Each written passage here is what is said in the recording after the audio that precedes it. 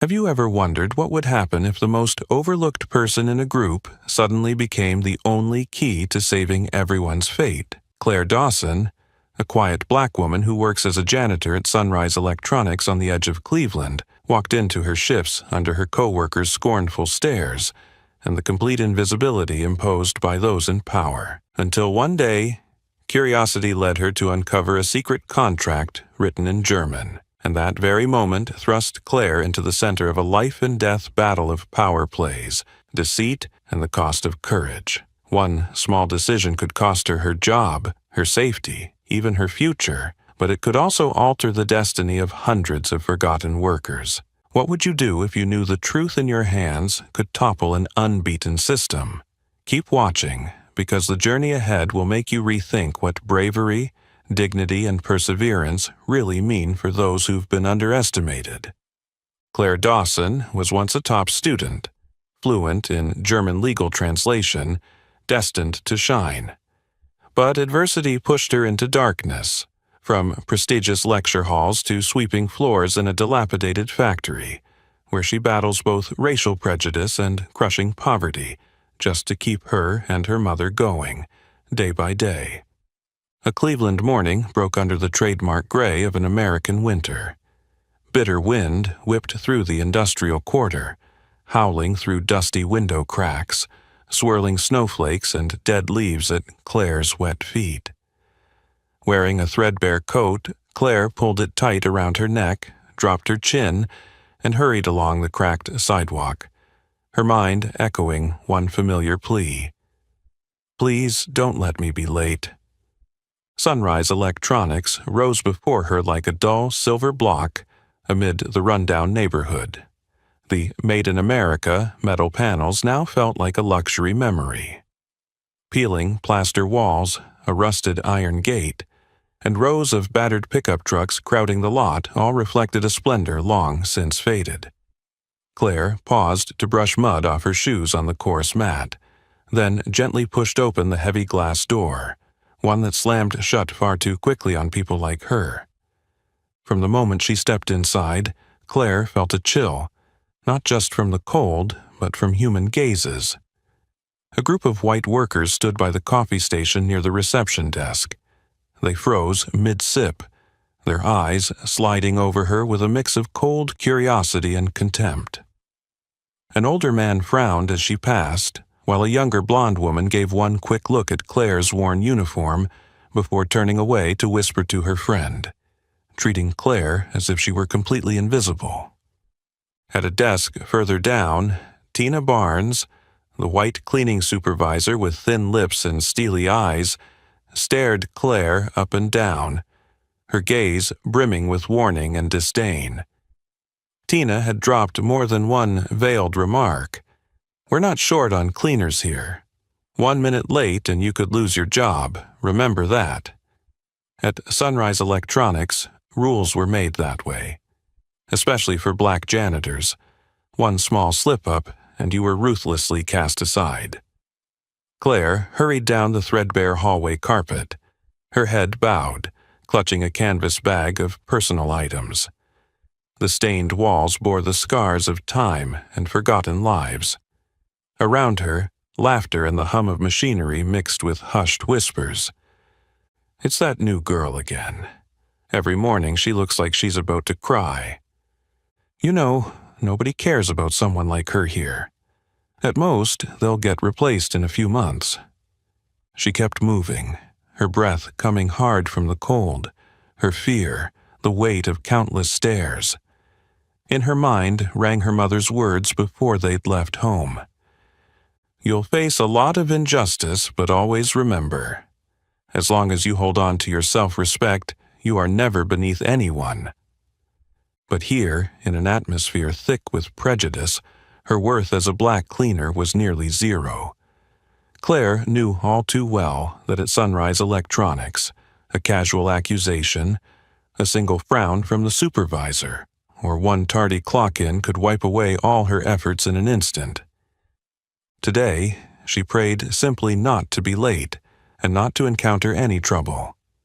Because for people like her, the most replaceable, Any mistake meant losing her family's livelihood, her self-respect, and being plunged once more into the whirlpool of prejudice that society had written onto her skin and her station. And as always, Claire quietly began another day in the familiar cold and solitude, surrounded by countless eyes eager to drag her back into the shadows of invisibility. Claire's footsteps stayed silent, her gloved hands gripping the mop handle as she threaded her way down the corridors, eyes fixed on the long-standing grime etched into the worn marble floor.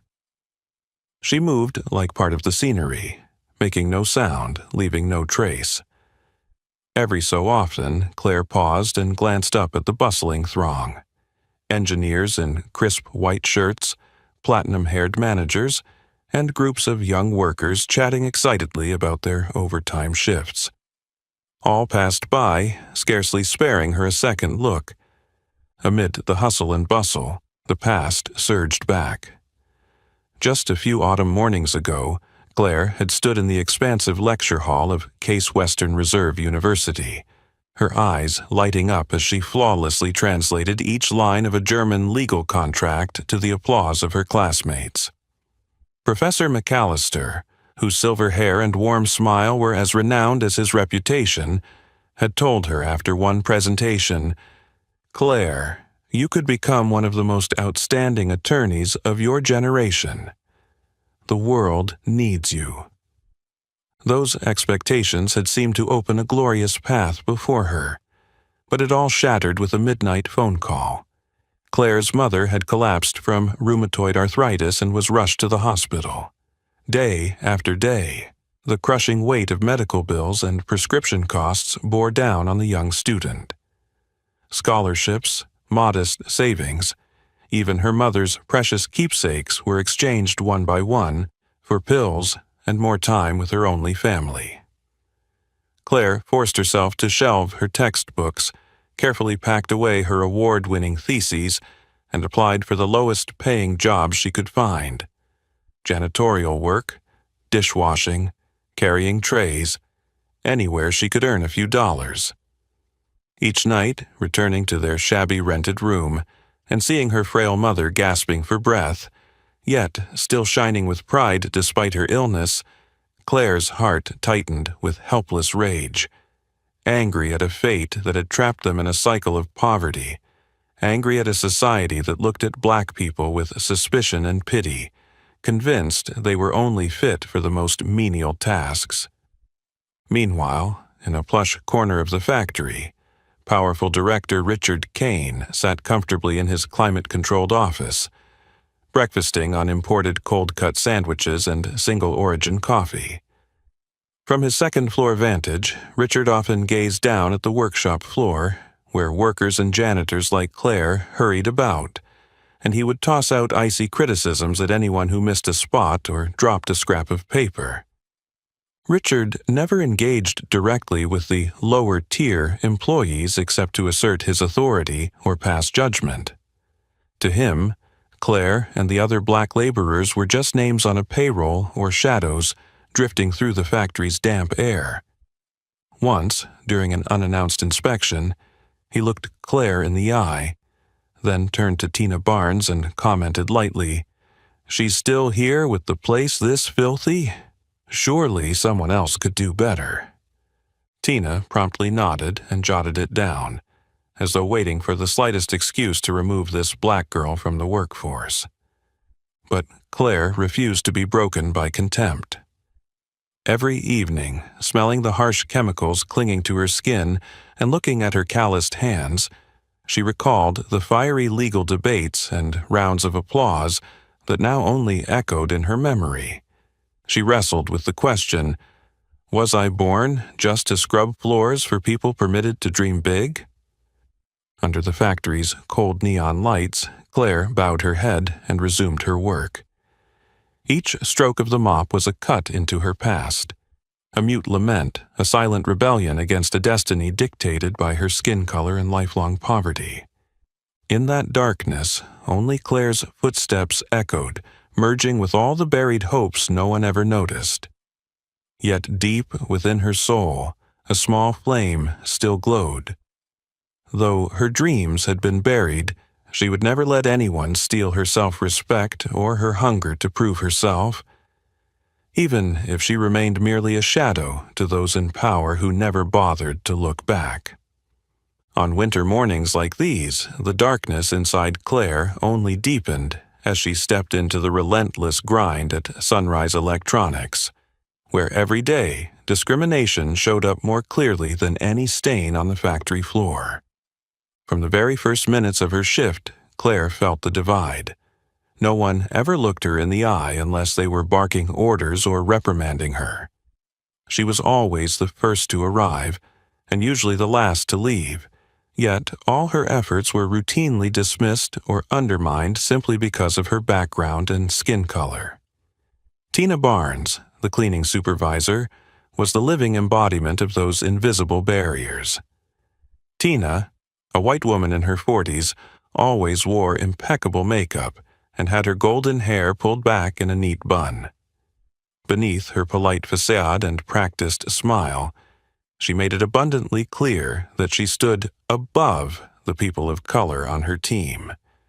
In front of management, she was dutiful, but she never hesitated to nitpick and put down Claire over the smallest details. "Have you cleaned this spot properly? I can still see dirt here, Claire," Tina would snap, raising her voice so everyone could hear.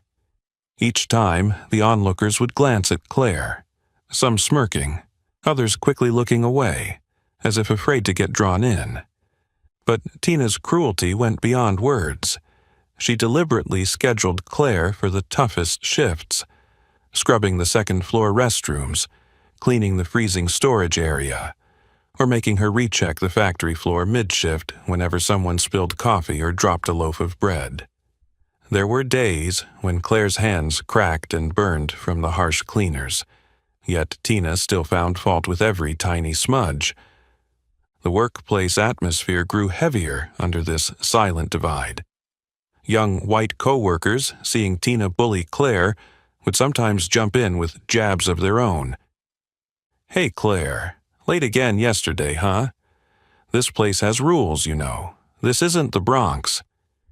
Maybe you should find another job. Clearly, this one isn't for you. You look miserable all week." Those jokes, if not outright racist, still denied Claire's ability and effort, branding her an outsider who didn't belong. Many times she felt like giving up, but she thought of her mother lying in a hospital bed and remembered her promise never to let anyone or anything steal her dignity. Still, Claire's endurance was not passive.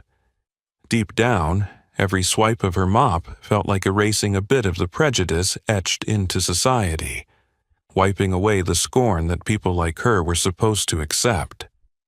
Even under Tina's icy gaze or her co-workers' indifference, Claire knew she was fighting not just for her job, but for the right to be seen and respected as a full human being.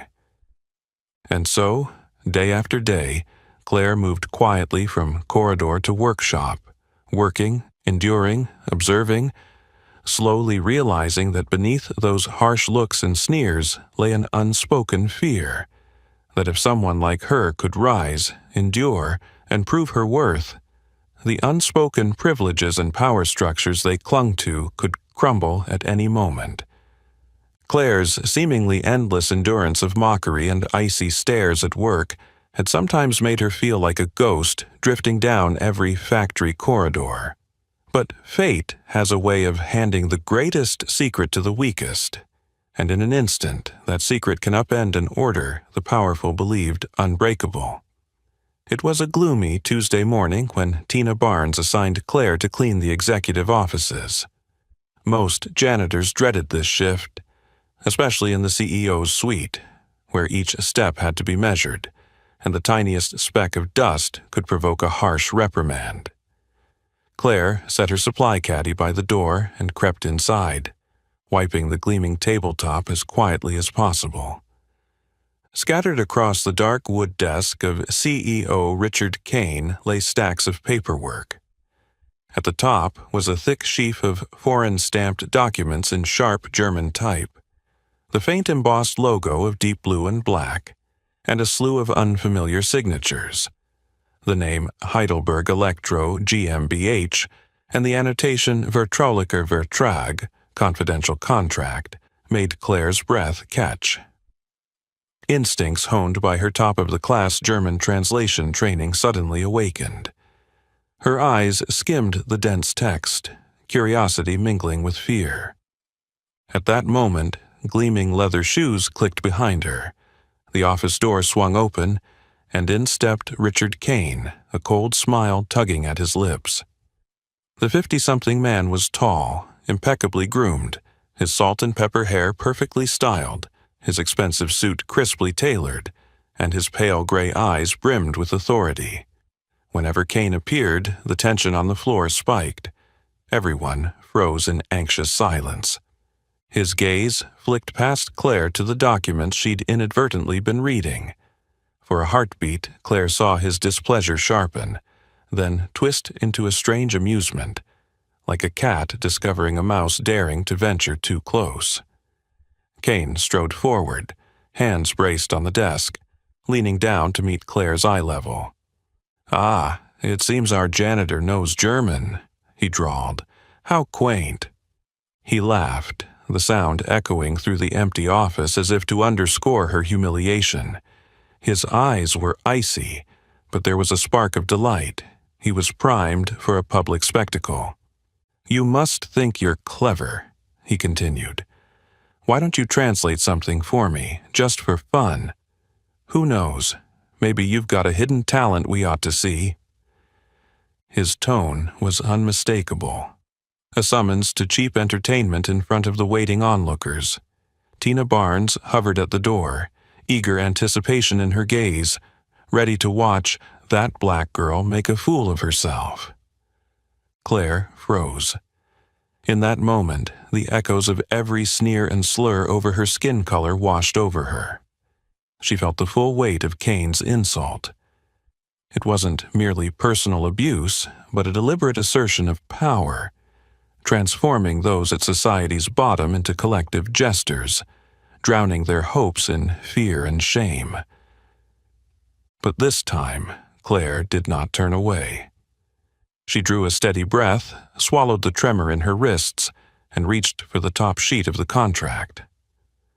Outside the glass wall, whispers had already begun. Some curious, some gleefully scornful, some silently contemptuous. Tina murmured to another staffer, "Just wait, she'll surely botch it, and then Mr. Kane will have reason to fire her." Then Claire spoke. Her voice was clear and measured as she pronounced each German word, her translation revealing critical details of a secret deal, the sale of controlling shares of the factory to a German conglomerate. Kane's mocking smile faltered line by line, his eyebrows knitted as the implications sank in. Behind his haughty posture flickered unease, for he knew that if anyone here possessed the skill to uncover his hidden dealings, his seat at the top was at risk. A heavy silence fell. For the first time, the very janitor Kane had dismissed had put his arrogance on notice, and it marked the beginning of a chain of events that would shake Sunrise Electronics to its core. The air in the CEO's office seemed to thicken after Claire's first few sentences of translation. Richard Kane's eyes had shifted from mockery to scrutiny, unease flickering behind his broad back. He fought to keep his composure, but his knuckles whitened as he gripped the edge of the desk, veins standing out in tension. Tina Barnes still lingered in the doorway, forcing a smile that wavered when she saw Claire translating flawlessly. Claire gently set aside the first page of documents and looked up, watching every micro-expression on Kane's face. She began turning the next pages. Beneath each line of German legal text lay cold, precise terminology, numbers, organization names, binding clauses, all laid bare by Claire's exact interpretation. Then, midway through, a phrase on one page made Claire's heart stop. Kontrollwechsel bei nachgewiesenem Fehlverhalten. außerordentliche Kündigungsrechte für den Investor, transfer of control upon proven misconduct, extraordinary termination rights for the investor. A chill ran down her spine. Claire flipped back and forth to verify every word. This clause didn't just let the German buyer withdraw all investment. It also granted them the right to immediately dismiss the entire leadership team if any financial fraud or misreporting were discovered.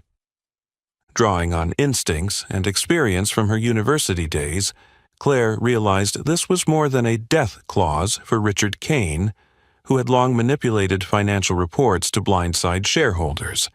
It was a sword suspended over every factory worker's head.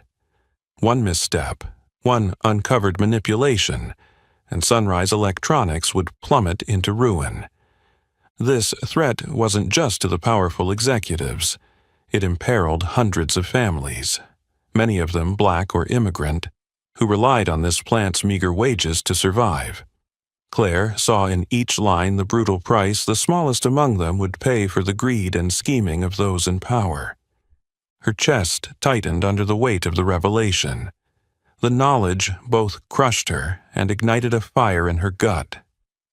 Staying silent would keep her safe. She'd remain the invisible janitor, slipping in and out without notice, continuing her humble but secure life. But speaking up meant confronting not only Richard Kane, but an entire apparatus accustomed to silencing any voice that dared to rise from the bottom. A few seconds ticked by, and Kane, impatient for Claire to stop, snatched the papers back with a dark look in his eyes. "Enough. Your job is to keep this place clean. No one pays you to read these documents, and if I catch anyone handling confidential paperwork again, there will be serious consequences. Understand?" At that moment, however, Claire's fear transformed into a strange resolve. She felt like an expendable pawn in the power player's game, yet she held the key to life or death for the entire factory, one of the few people who mattered in a world that had long ignored her existence. Her shoulders trembled, not from fear of Kane, but from the realization that someone as invisible as her could wield such a lethal secret. An undercurrent of worry, obligation, anger, and a fervent desire to be seen all converged beneath Claire's calm exterior, marking the beginning of a journey in which she would refuse to back down from injustice and face whatever lay ahead. The moment the CEO's office door slammed shut behind her, Claire could still feel her heartbeat pounding in her temples. The contract with its death clause weighed on her shoulders all the way home. The gray winter afternoon dragged by in numbness. Streetlights on the misty boulevard flickered as snow blanketed the steps of the rundown apartment Claire and her mother rented on the outskirts. The kind of place packed with immigrants, black families, and low-wage workers just scraping by. That night, Claire lay awake on the rickety bed, listening to the wind shriek through the warped window frame. Outside, gusts of icy air whipped at the dilapidated rooftops. In the dark, she tried to sleep, but her mind raced. Visions of the contract pages and Richard Kane's threatening gaze haunted her. Every time she closed her eyes, she saw her hundreds of co-workers, mostly black, many immigrants, people as quiet as she was, cast out onto the street because of one powerful man's greed. Claire tossed and turned, torn between two extremes. One side was self-preservation. Stay silent, keep doing the invisible work, let everything pass, because speaking up meant confronting not just Richard Kane, but an entire system built to protect privilege, discrimination, and Sunrise Electronics' unspoken code of silence. Here, the voice of a black janitor wasn't just weak.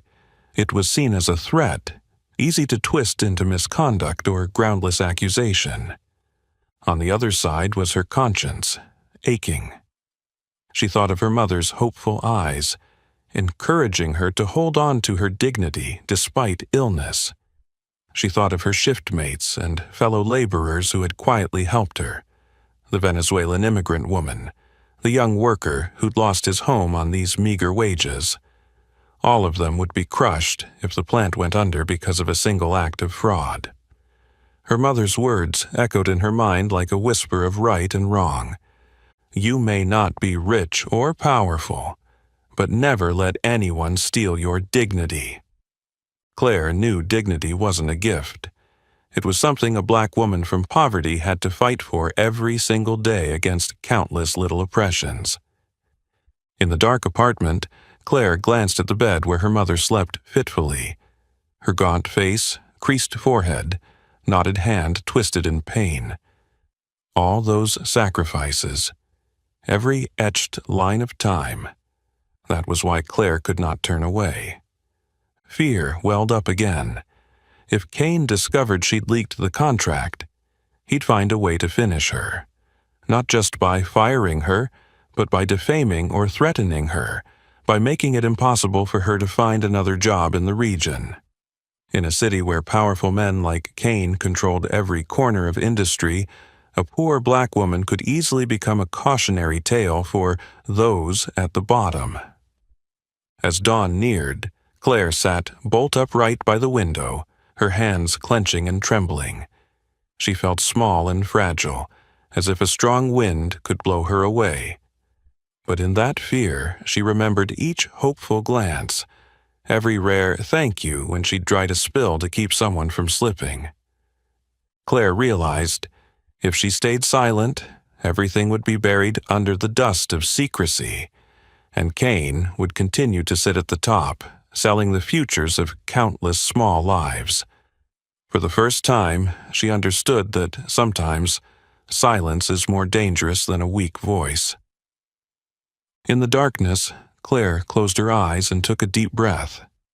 Fear aside, knowing the road ahead would be the hardest challenge of her life, she made her decision. She would not let anyone, not even Richard Kane, steal her dignity or her right to hope. As the first pale light of dawn slipped through the frost-covered window, Claire realized she had barely slept. Exhausted, yet her mind was clearer than ever. Facing Richard Kane's power alone would be a path to ruin. But if she could find allies, people who'd also been trampled and forgotten in this factory's shadows, then the truth would no longer be her burden alone. That fragile hope was the only thing that could preserve her dignity and protect the underdog labor community around her. After her morning shift, Claire slipped into the accounting office, where Susan Harper, a black woman in her 50s with streaks of gray in her hair and eyes both sharp and seasoned, was poring over the ledgers under the dim glow of a desk lamp. Susan was known throughout the plant for her integrity, and was precisely the thorn in Richard Kane's side for refusing to go along with his creative book cooking. Claire knocked softly, her heart hammering as the door closed behind her. In the silence, she laid out her translations and detailed notes on Susan's desk, her hands trembling, but her eyes resolute. At first, Susan watched quietly, assessing whether this young woman truly understood the danger of challenging power or was merely another naive dreamer. Susan's posture was guarded. She had weathered Kane's threats, reassignments, and bonus cuts for daring to call out his financial misdeeds. But as Claire walked her through each hazardous clause, Susan's face paled. She sat in thoughtful silence and then whispered, her voice carrying years of pent-up fear and anger. If this comes to light, not only Kane, but this entire factory could collapse. But if we keep turning a deaf ear, the ones who'll suffer are people like us, those whose names never get mentioned. Susan lifted her gaze to Claire, her eyes softening with concern, then shining with a revived determination. In that moment, the empathy between two black women, both pushed to the margins, both fighting daily just to survive, made Claire feel she was no longer alone. A few days later, as rumors of a secret contract began circulating in small circles around the plant, Susan introduced Claire to Mark Sullivan, the chief engineer and the only remaining African American in the technical department after countless arbitrary layoffs. Mark had spoken out against outdated management and decisions that stifled young engineers' growth. For doing so, Kane had repeatedly squeezed him, cutting his bonuses, reassigning him to low-priority projects despite his exceptional talent. At first, Mark met Claire and Susan's proposal with skepticism. Far too many had tried and failed against the system. But when he saw the evidence Claire brought and recognized the rare blend of resolve and insight in her young face, he nodded slowly. "If you two are willing to stand up, I won't back down either. This factory needs someone to step up. We can't wait for a miracle." In that cramped office, 3 people, representing 3 generations and 3 distinct wounds in Cleveland's Black and immigrant communities, sealed an unspoken pact. They formed an alliance of the least and the left out, a small but steadfast force that Richard Kane and those in power never saw coming. And so, in the dark undercurrent of conspiracy and injustice, a flame of hope, though faint, was kindled, signaling the turbulent days of confrontation ahead. For the first time, Claire felt the strength of a community, of forgotten people who had never stopped fighting for what was right. Since that tiny spark of unity ignited among the 3 of them, every day at Sunrise Electronics has taken on a new meaning for Claire. It's both a battle against the darkness and a test of walking the razor's edge between fear and courage. She's no longer alone, but now every move must be more covert than ever, because enemies still lurk in every glance and every cutting remark. Claire, Susan, and Mark quietly divvy up their secret missions. Susan, with decades of experience as chief accountant, begins cross-checking payrolls and inventory logs, hunting for irregularities hidden in otherwise mundane numbers.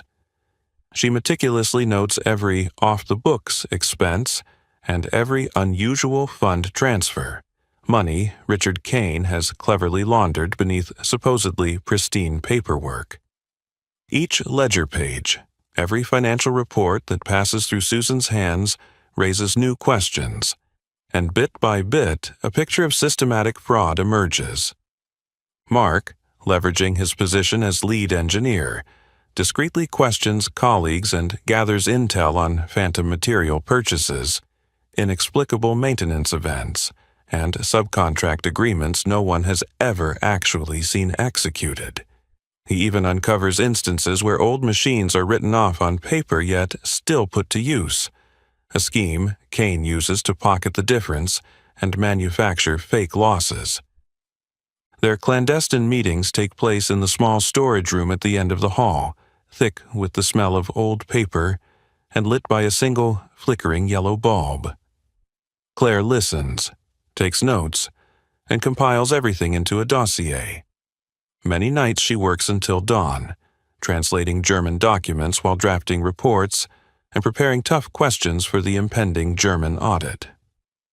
The pressure keeps mounting. Sensing something amiss, Tina Barnes shadows Claire relentlessly. She throws sudden inspections of Claire's cleaning cart, riffling through her locker, quizzing her about her schedule, even dropping hints about someone in the janitorial crew up to no good. "I don't like people prying into matters that aren't theirs, Claire. Everyone here ought to know their place." Beneath that polite veneer lies a clear threat. One misstep, and Tina could find grounds to have Claire fired. And at Sunrise Electronics, it's never hard to legitimize someone's dismissal.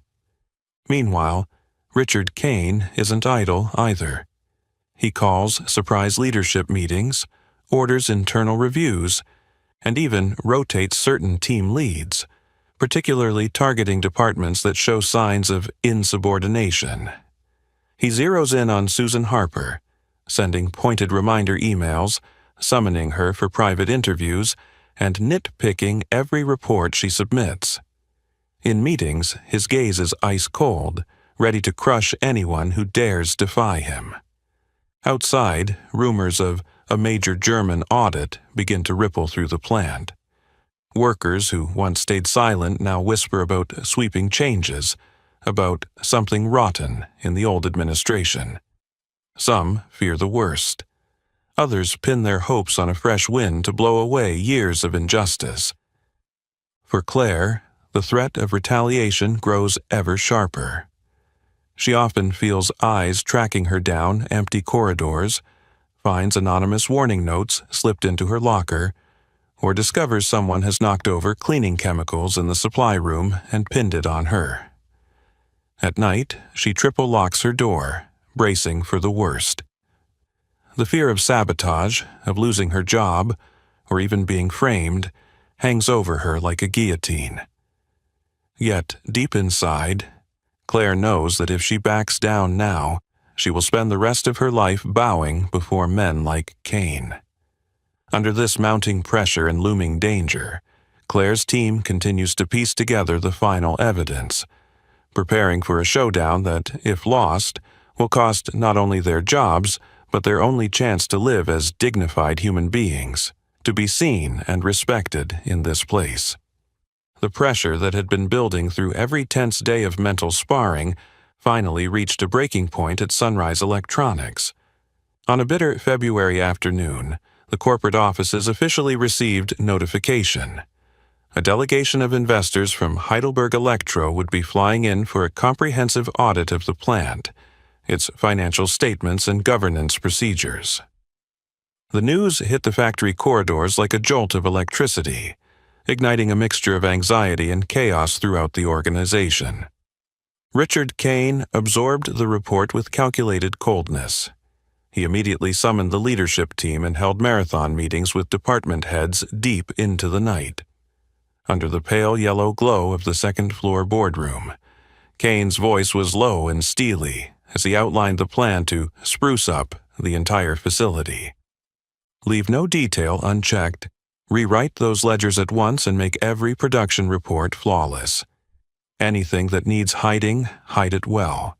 And remember, no one spills a word to outsiders about any of this. Kane's directive spread like a contagion, freezing the atmosphere at Sunrise Electronics. Cleaning crews were doubled, hallways gleamed unnaturally, and the maintenance and storeroom areas were furiously scrubbed to erase any trace of faulty equipment or inflated inventory entries. Tina Barnes prowled the plant with an ever-hardening expression, inspecting every nook and cranny, barking reminders, sometimes even threats, at the janitorial staff. If anyone leaves so much as a speck of dirt in the next few days, you might as well start packing. As the audit drew near, tension thickened. In small cliques around the cafeteria, workers whispered with uneasy eyes. Some feared they'd become scapegoats if anything went wrong. Others hoped this very audit would finally expose years of injustice. Many recalled unpaid overtime, bonuses inexplicably docked, and co-workers quietly shown the door simply for questioning management. For Claire, Susan, and Mark, the stakes were crystal clear and more precarious than ever. They knew this audit was their one shot, and the razor's edge between vindication and ruin. Their secret meetings multiplied, every shred of evidence, translated contracts, doctored payroll records, falsified figures, was meticulously organized and ready to hand to the German auditors at a moment's notice. When night fell, Claire lay awake, her mind a whirlwind of fear, dread, and for the first time, a fierce glimmer of hope. On the day the investors arrived, Sunrise Electronics wore a polished new face. Everything spotless, old machinery discreetly tucked away, sensitive files locked in a secure office. At the factory gate, a sleek black sedan pulled up. Out stepped Henry Stein, the German conglomerate's envoy, a composed middle-aged man whose steely gaze peered through thin-rimmed glasses. He was flanked by a team of international auditors and engineers, disciplined and precise down to every last detail. Richard Kane greeted Stein with calculated courtesy and measured smiles. Behind that veneer, however, Kane's mind raced with strategy. He directed the auditors along carefully choreographed routes, placed his own people on their heels to monitor every conversation, and explicitly instructed Tina Barnes to keep a close watch on any questionable employees. As the audit commenced, every pair of eyes in the plant tracked the auditor's footsteps. Questions were blunt, reports dissected line by line, and any illogical number prompted immediate demands for explanation.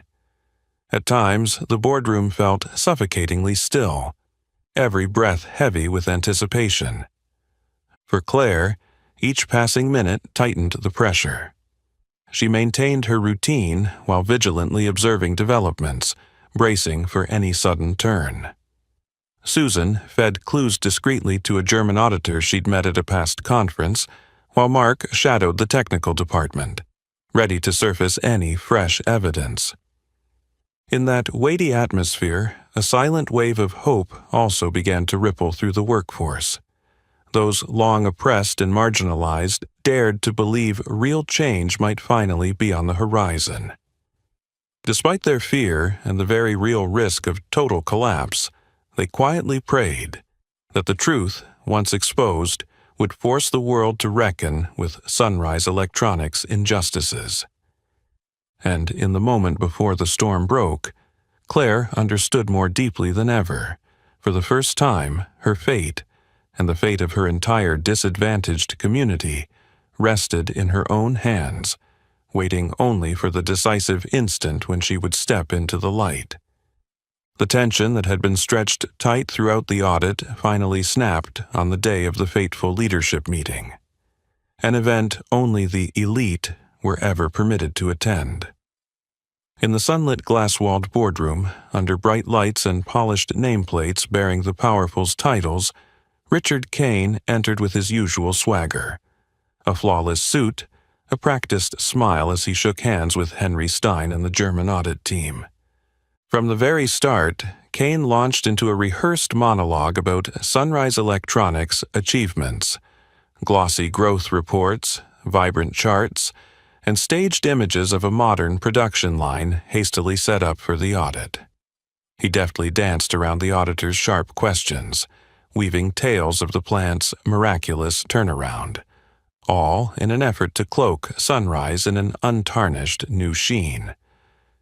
But at the far end of the table, Henry Stein watched with patient neutrality, betraying no emotion. He meticulously noted every one of Kane's answers. Outside the room, department heads and managers waited anxiously, sweat beading on their foreheads. Just as Kane was about to wrap up his presentation, the boardroom door swung open. The room froze as Claire strode in, flanked by Susan Harper and Mark Sullivan.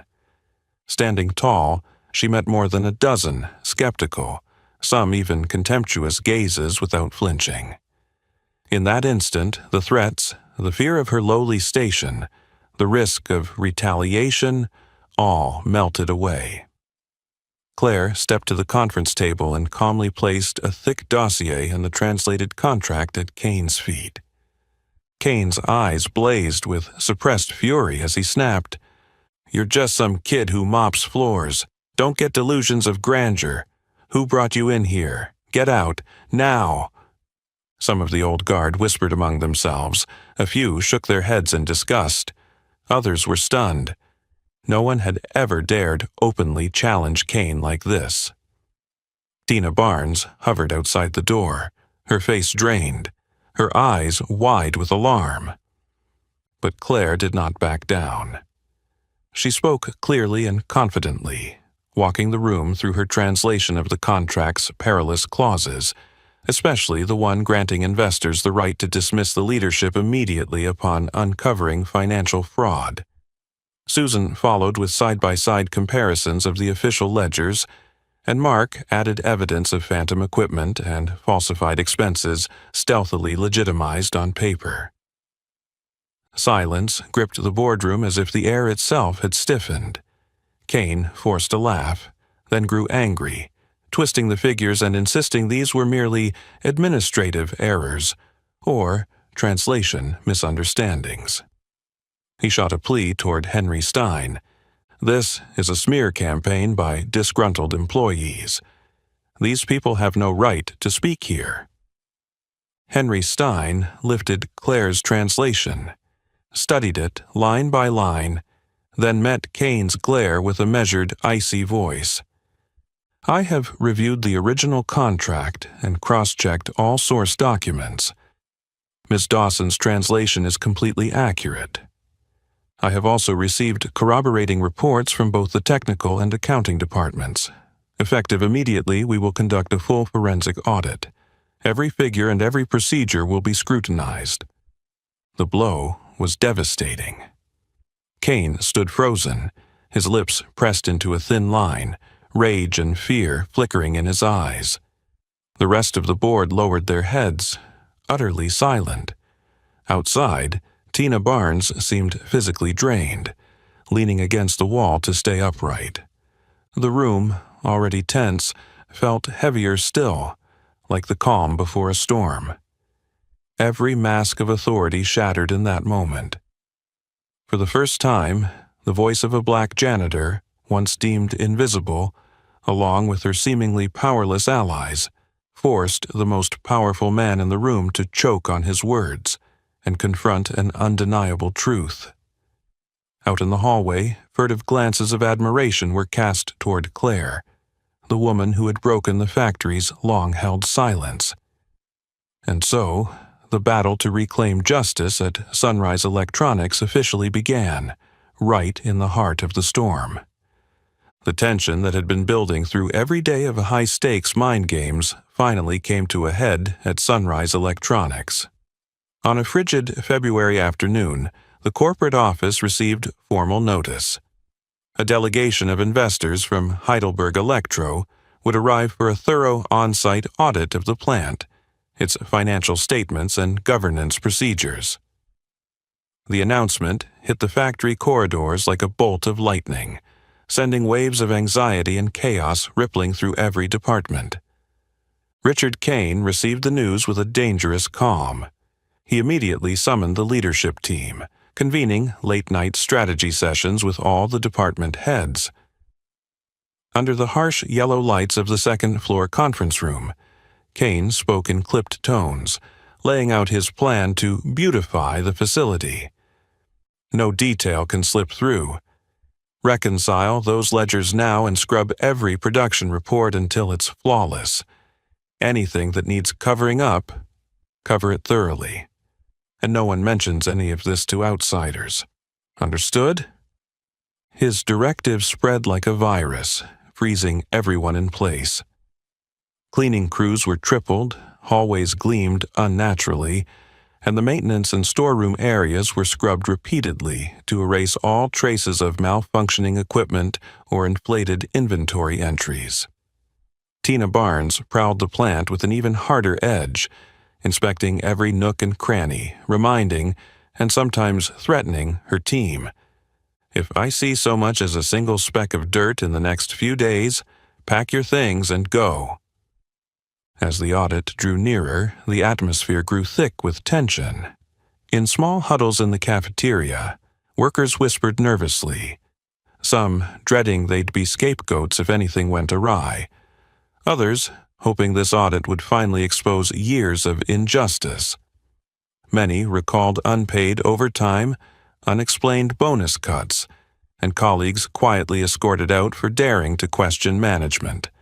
For Claire, Susan, and Mark, the stakes could not have been higher. They knew this audit was their one shot, and the razor's edge between vindication and annihilation. Their clandestine meetings accelerated. Every shred of evidence, translated contracts, doctored payroll records, forged figures, was meticulously organized and ready to hand over to the German auditors at a moment's notice. At night, Claire lay awake, her mind a swirl of fear, dread, and, for the first time, an overwhelming surge of hope. On the day the investors arrived, Sunrise Electronics wore a polished facade. Spotless floors, old machinery whisked out of sight, sensitive files locked away. A black sedan pulled up at the gate, and out stepped Henry Stein, the German conglomerate's envoy, an unflappable middle-aged man whose steely eyes peeked over thin-rimmed glasses. He was accompanied by a team of international auditors and engineers, precise and immaculately disciplined. Kane greeted Stein with calculated warmth and polite smiles. Beneath his composed exterior, however, his mind raced with contingency plans. He led the auditors along a carefully choreographed route, stationed his people to monitor every exchange, and ordered Tina Barnes to keep a particularly close watch on any problematic employees. When the audit began, every eye in the plant followed the auditor's every step. Questions were blunt, reports dissected line by line, and any inconsistency prompted an immediate demand for clarification. The boardroom felt suffocatingly still, every breath heavy with anticipation. For Claire, each passing minute was agony. She maintained her duties while tracking developments, ready for any sudden turn. Susan quietly fed information to a German auditor she'd met at a conference, and Mark shadowed the technical department, poised to bring fresh evidence forward. Despite the danger, a quiet wave of hope spread among the workforce.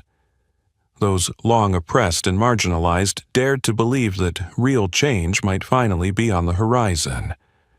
Though fear lingered and the risk of total collapse loomed, many secretly prayed that once the truth was exposed, Sunrise Electronics would be forced to confront its injustices. And in that moment before the storm, Claire understood deeply. For the first time, her fate, and the fate of her entire underdog community, rested in her own hands, waiting for the decisive moment when she would step into the light. The appointment of Claire Dawson as interim CEO, with Mark Sullivan as COO and Susan Harper retained as chief accountant, was a dramatic overthrow. But that seismic shift also unleashed powerful undercurrents beneath the factory floor. On Claire's first day in the CEO's chair, Sunrise Electronics brimmed with fresh hope, even as it cracked under the hidden fractures left by the Kane era. Even though Richard Kane was no longer in the executive suite, his shadow of influence lingered. The old gray wolves on the board, those who'd prospered under the old regime and never imagined taking orders from a black woman with a janitor's background, quietly schemed to block every one of Claire's reform initiatives. Every personnel, financial, and production decision was met with endless procedural pushback. Questions, delays, nitpicking. In hushed hallway conversations, they traded knowing looks and whispered of Claire's supposed naivete and lack of executive experience, sowing doubt throughout the ranks. On the shop floor, divisions smoldered like coals under ash. Some white-line supervisors, once favored by Kane, covertly sabotaged production by ignoring standard procedures, slowing workflows, falsifying reports, and even rallying workers to fake strikes. Whenever Claire moved to empower black, immigrant, or female workers, the whispers grew louder. More than one person declared openly, "This is the most ridiculous leadership this plant's ever seen. Just, you wait, it's gonna fall apart." Worse still, behind the scenes, Kane, though ousted, wasn't finished. He secretly contacted his network of favored suppliers, spreading rumors about Claire among partners. He arranged for critical shipments to be held up in customs, sabotaging delivery schedules. Claire even received anonymous emails threatening her. "Resign if you want safety. Don't forget who really owns Sunrise." And text messages implying dire consequences if she didn't step down. Under these stealth attacks, Claire often felt exhausted and alone. Many nights she, Mark, and Susan stayed up strategizing, troubleshooting each crisis, auditing logistics processes, calling vendors to explain contracts, and personally visiting warehouses to rally the workforce and monitor production. Every time she faced the staff, she felt their wary stares, but also saw the spark of hope in the Black and immigrant workers who'd quietly cheered her on since day one. That trust became Claire's strongest foundation. She listened to feedback from those who'd been oppressed, organized open forums with the workforce, delegated decision-making power to the long-overlooked, encouraged technical innovations, and boosted benefits for minority employees. Mark, with his hard-earned credibility, spoke directly with entrenched supervisors more than once. Susan maintained full transparency in all accounts and even ran financial literacy workshops so workers could protect their own interests. With each small victory, a key shipment cleared, a bogus strike exposed, a production team streamlining its process, internal confidence grew. Still, Claire understood that the real fight wasn't just rebuilding a factory. It was a quiet revolution to dismantle deep-rooted prejudices and privilege. As long as she stayed resolute and kept her promise to the community, to uphold, no one can steal the dignity of the most forgotten, Sunrise Electronics could truly step into a new era, even though the path ahead remained riddled with pitfalls and challenges. Amid the rolling storms of the internal power struggle, those late-night strategy sessions that seemed never to end, Claire thought her team had weathered the worst. But just when Sunrise Electronics appeared to be finding its footing, the shadow of the old regime reared its head once more insidious and destructive than ever. The crisis struck suddenly on a Monday morning. Devastating news came from the logistics department. A shipment of imported automation equipment worth hundreds of thousands of dollars, key to fulfilling the major German contract, had been held up at customs. Production threatened to grind to a halt, risking the company's credibility with its international partner and handing the opposition the perfect excuse to spread fresh rumors about the new leadership's incompetence. Claire immediately convened an emergency meeting with Mark and Susan. Early reports showed that several import-export documents had mysteriously lost their approvers' signatures, while critical files on the server suffered data errors at precisely the worst possible moment. It wasn't hard to see the handiwork of Kane loyalists, saboteurs lying in wait to drag Sunrise back into the mud. Mark slammed his fist on the table in frustration. If we lose this contract, the plant goes right back into their hands. Susan reached out to legal and logistics partners, only to encounter baffling delays. Though exhausted from sleepless nights, Claire refused to let her adversaries win. She picked up the phone and called Henry Stein, outlining the entire situation and asking the German conglomerate to leverage its influence with intermediaries to break the logjam. All night, the three of them took turns poring over every customs declaration, every confirmation email, every backup data file, tracing the real source of the blockage. For days, the plant felt like a taut wire about to snap. Rumors of another crisis raced through the production lines. Worried workers considered walking off the job in protest. The remaining gray wolves on the board fanned the flames, whispering that Claire lacked the skills to handle a real emergency and that Sunrise needed a real leader, not someone who used to mop floors and preach unity. But this time, Claire was no longer the lone woman she once was. Her reputation for decisive action, her transparent management style, and her habit of keeping the workforce informed formed an unbreakable shield against the rumors. When the shipment neared liquidation, Claire addressed the entire plant, laid out every development in plain terms, reassured the workforce, and rallied them to stand together. Her honesty struck a chord. Workers who had hesitated now volunteered for overtime to keep other production stages moving. Engineers stayed up all night tweaking operational software to reduce downtime. Mark organized parallel inspection teams, and Susan personally tracked every financial transaction and prepared the missing legal paperwork. After 4 breathless days, thanks to the team's tireless efforts and Henry Stein's decisive intervention, the shipment finally cleared customs. When the first crates of equipment rolled into Sunrise's warehouse, the plant erupted in cheers, applause, and laughter echoing down every production line. Faces that had once stared at the floor now beamed with pride at being part of this triumph. Shortly afterward, the German partner sent a public letter of thanks, pledged continued investment, and announced new orders. Domestic and international investors returned in force, while local media heralded Cleveland's miracle, Sunrise Electronics.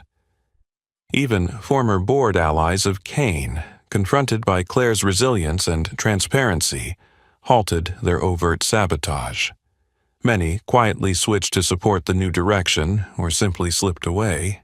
Claire's credibility, and that of her leadership team, stood firmer than ever. Production roared back at an unprecedented pace, and confidence in the future ceased to be a luxury dream, becoming a living reality in every hum of machinery and every radiant worker's smile.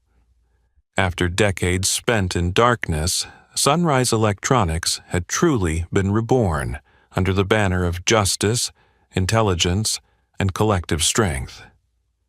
The clearance of that critical shipment through customs, rescuing an entire production line at the last possible moment, did more than ignite renewed confidence among the staff. It marked the spectacular rebirth of Sunrise Electronics. No longer the gloomy shadow of its past, the plant became a living emblem of a genuine renaissance, where every value was redefined and justice sat at the heart of every decision. Under Claire Dawson's leadership, Sunrise instituted the most transparent financial governance in its history. Every expense and every contract was openly shared with employees and shareholders alike, erasing the lingering specter of fraud and manipulation that had haunted the Kane era. Major investors, from Germany, Japan, France, and domestic tech funds, sent delegations to tour the facility, not only drawn by profit potential but eager to study the unlikely turnaround sparked by a black woman who had once been a janitor. Fresh capital poured in alongside a wave of new contracts. Modernization projects, smart, product development, and research collaborations with prestigious universities were all signed one after another. For the first time in decades, Sunrise offered internal training programs, young talent from the shop floor, technical scholarships for women workers, and leadership workshops tailored to minority and immigrant employees. Faces that had once kept their heads down through night shifts now rose to become team leads, production managers, engineers, and department heads, each a testament to the power of opportunity. Corporate culture transformed just as dramatically. Claire and the new leadership team dismantled every closed-door privilege room. Instead of private back, channel meetings, all improvement ideas were debated in the open, and conflicts were resolved democratically, honoring every voice, especially those long ignored.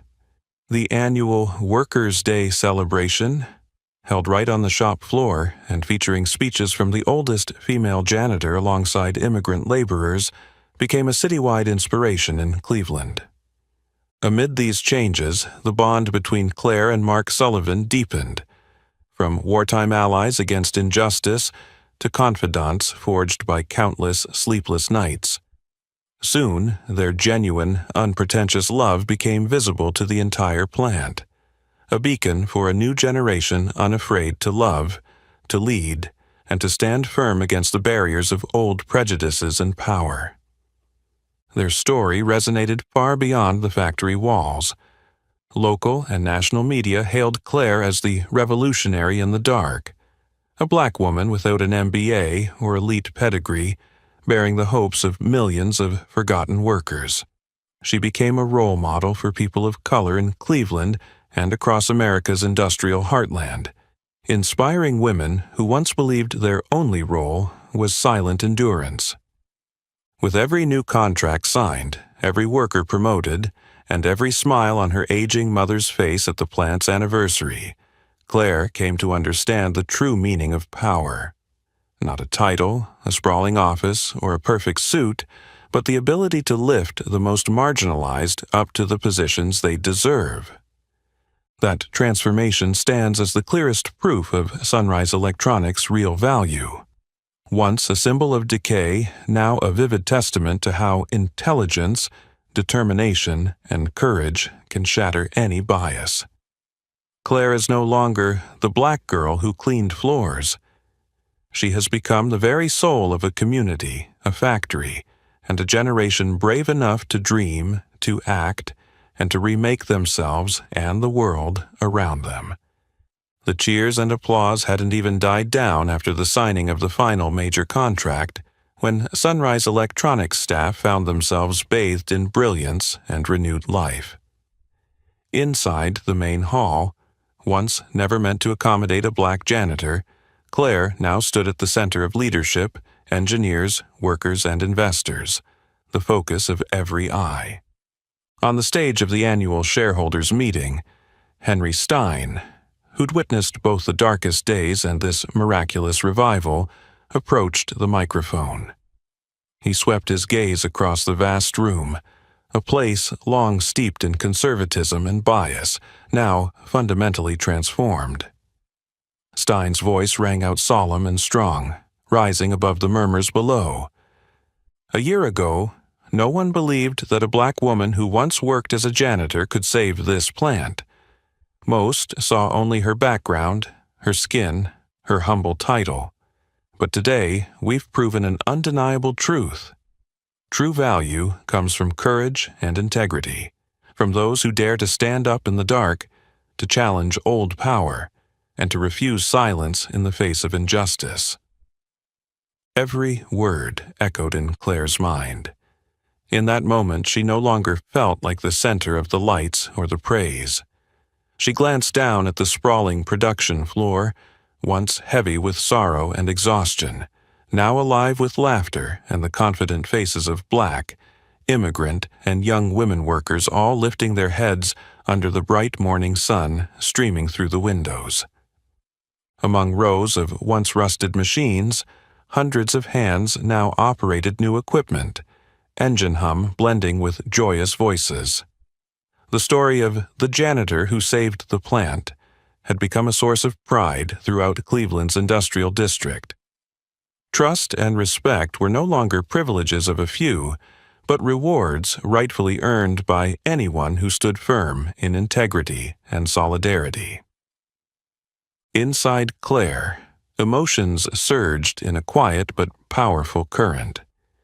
She remembered her mother's words, the frozen winter nights hunched over her desk, each moment of scorn for her skin and station. All that pain had become a persistent drive, urging her to share one final message, one for every forgotten generation. This is only the beginning. The world changes when ordinary people refuse to stay silent before injustice. No one but yourself can define your worth, and every steadfast voice, however small, can shake the system built to seem unshakable. After the meeting, Claire slipped out of the hall and walked through the production floor, the very place that had once been the darkness of her life. There she found her mother, frail, yet with eyes still shining with belief, leaning against a pillar, looking at her daughter with pride and emotion. They said nothing, only clasped hands. Beyond the windows, a new generation of the plant laughed, discussing projects and dreams they had never dared voice before. Claire, the once invisible janitor, had become a pillar for an entire community. It wasn't just her personal victory, but the triumph of resilience, dignity, faith in truth, and the courage of every forgotten soul. And that story, born in a small Cleveland workshop, had spilled beyond every boundary to become an endless inspiration for generations to come. The story may close here, but the light Claire ignited continues to spark thousands of new hopes. If even one person dares to stand up, the world can change, starting in the place long left behind. If this story inspires you, please like, share with friends, and subscribe so you won't miss the next videos on journeys of overcoming adversity and touching life's miracles.